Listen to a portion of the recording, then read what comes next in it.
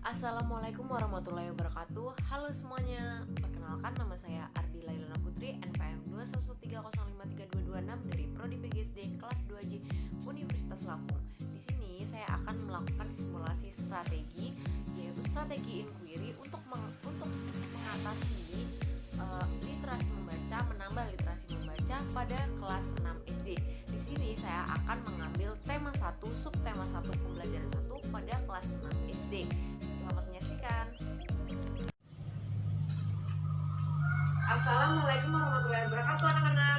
Waalaikumsalam warahmatullahi wabarakatuh. Apa kabarnya nih?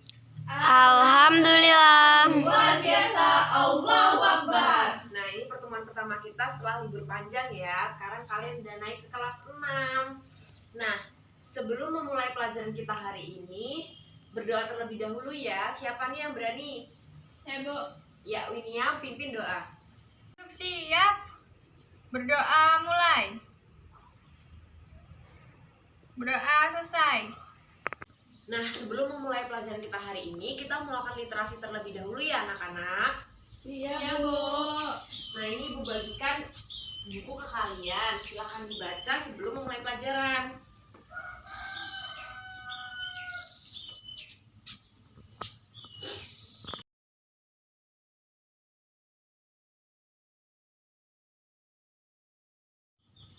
Nah, sambil melakukan literasi, kita melakukan absen terlebih dahulu ya anak-anak. Iya, Bu. Baik, Winia, Hadir. Dea, Hadir, Bu. Titi Anisanturi, Hadir, Bu. Alvina Damayanti, Hadir, Ibu. Bu Zaifah. Hadir, Ibu. Baik.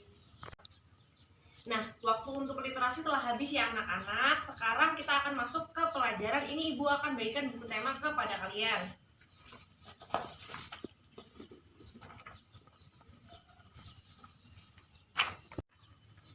Nah, tujuan pembelajaran kita hari ini adalah untuk mengetahui bagaimana sih cara menemukan ide pokok, terus abis itu gimana sih perkembangbiakan tumbuhan. Nah, sebelumnya kalian tahu nggak sih kalau misalkan tumbuhan itu berkembang biak?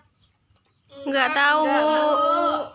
Nah, ya nanti akan kita bahas di pelajaran kali ini. Kemudian yang terakhir kita akan membahas tentang negara ASEAN. Nah, yang pertama kalian buka halaman 2. Baik, Ibu akan menjelaskan tentang macam-macam ide pokok terlebih dahulu. Jadi,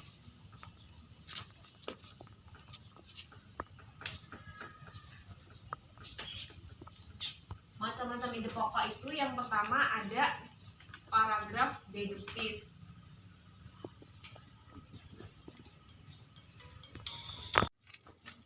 Nah, paragraf deduktif ini letaknya di awal kalimat.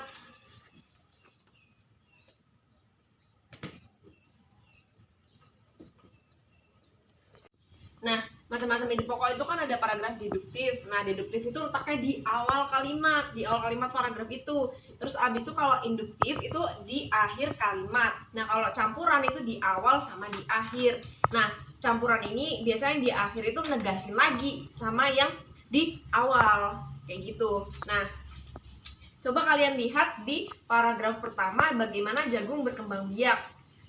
Nah, siapa nih yang mau nyoba baca? Saya, Bu. Bagaimana jagung berkembang biak? Jagung merupakan salah satu tanaman yang dijadikan bahan makanan pokok di berbagai negara, salah satunya Indonesia.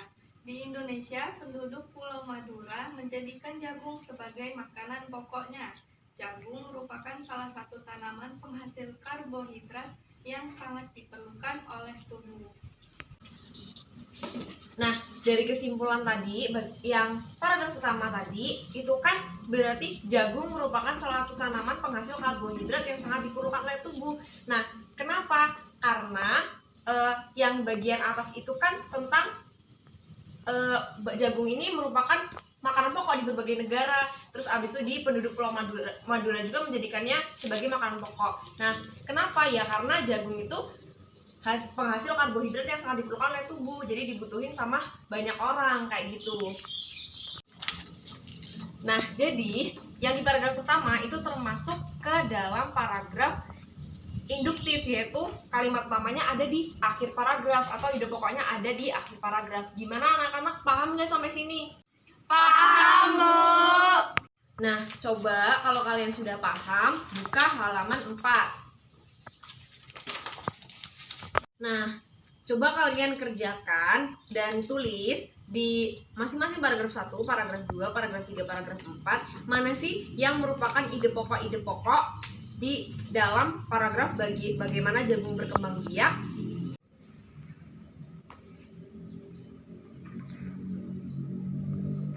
Nah, tadi kalian udah mengerjakan. Nah, sekarang siapa nih yang berani nunjukin hasil kerjanya? Saya, Bu. Baik, dia mau bacain paragraf berapa ini? Paragraf pertama, Bu. Titi, 2, Bu. Winia. Saya 3, Bu. Baik, dimulai dari Dea. Paragraf pertama, ide pokoknya, jagung merupakan sumber karbohidrat. Sudah, Bu. Selanjutnya Titi. Di paragraf 2, Bu.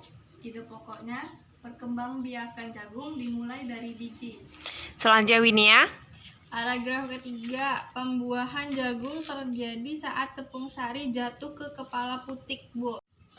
Nah, bagus banget ya anak-anak, semuanya benar banget. Nah, untuk pembelajaran selanjutnya kita akan membuka halaman 5.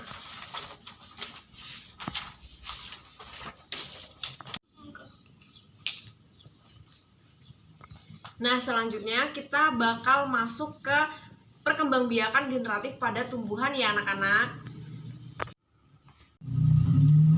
Nah, perkembangbiakan generatif ini kan terjadi lewat proses penyerbukan sama pembuahan.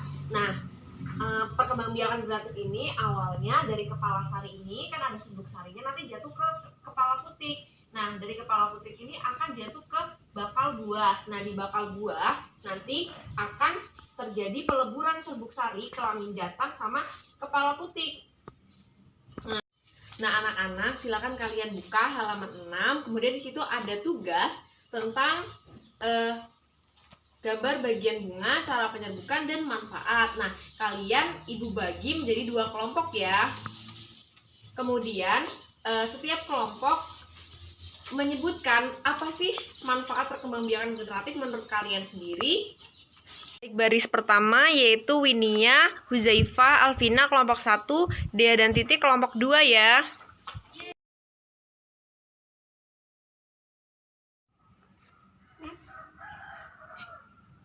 Nah, silahkan kelompoknya Winia untuk membacakan hasil kerja kelompoknya. Jadi manfaat perkembangbiakan generatif itu biaya jadi lebih murah, Bu. Dan akarnya juga jadi lebih kuat. Baik, selanjutnya kelompoknya Titi. Tanaman jadi lebih tahan lama. Baik, terima kasih. Nah, bagus sekali ya anak-anak. Beri tepuk tangan untuk kedua kelompok. Nah, baik, materi selanjutnya kita akan belajar tentang negara ASEAN. Nah, kalau anak-anak sendiri punya tangga nggak nih? Punya, Bu. Nah, sama halnya kayak negara kita Indonesia ya. Negara kita Indonesia tuh punya tetangga-tetangga di kawasan Asia Tenggara. Nah, jadi negara-negara di kawasan Asia Tenggara ini membentuk sebuah organisasi, namanya organisasi ASEAN. Nah, anggotanya tuh ada banyak, ada 10 negara. Misalnya ada Brunei Darussalam, Vietnam, Laos, Malaysia, Thailand, Singapura, dan Indonesia. Nah, mereka itu punya keunikan-keunikan dan juga ciri khas masing-masing. Sama halnya kayak Pina dari Lampung, terus Titi dari Jawa. Nah, mereka tuh punya ciri khasnya masing-masing. Nah, kalian bisa baca di halaman 9 dan 10. Nah, anak-anak, selanjutnya setelah kalian membaca di halaman 10 dan 9 tadi, kalian bisa mengerjakan tugas di halaman 14 ya anak-anak. Iya, Bu. Iya, Bu. Nah, ini kalian mencari informasi di rumah masing-masing, kalian bisa membacanya lewat majalah, koran, internet. Nah, untuk negara-negara di ASEAN, nah kalian bandingkan apa sih persamaannya, apa sih perbedaannya.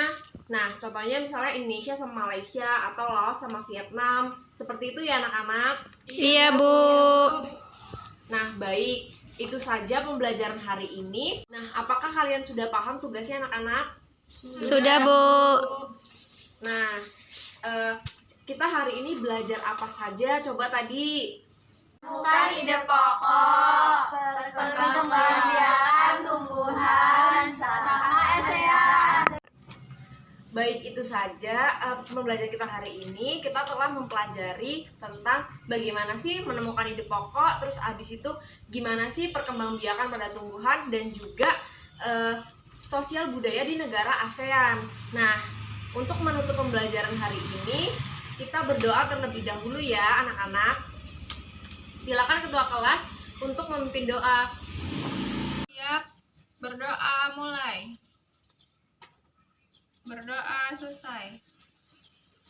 Baik, sampai sini saja pembelajaran hari ini. Terima kasih anak-anak atas apresiasinya. Saya akhiri. Wassalamualaikum warahmatullahi wabarakatuh. Waalaikumsalam warahmatullahi wabarakatuh. Kita literasi membaca sebelum memulai pelajaran, kemudian memberikan soal yang jawabannya ada di buku, meminta pendapat siswa akan suatu hal, kemudian memberikan tugas di rumah yang bisa dicari melalui bacaan-bacaan, tentunya akan semakin menambah semangat literasi siswa. Itu saja simulasi strategi pembelajaran dari saya. Mohon maaf apabila terdapat kesalahan. Saya akhiri. Wassalamualaikum.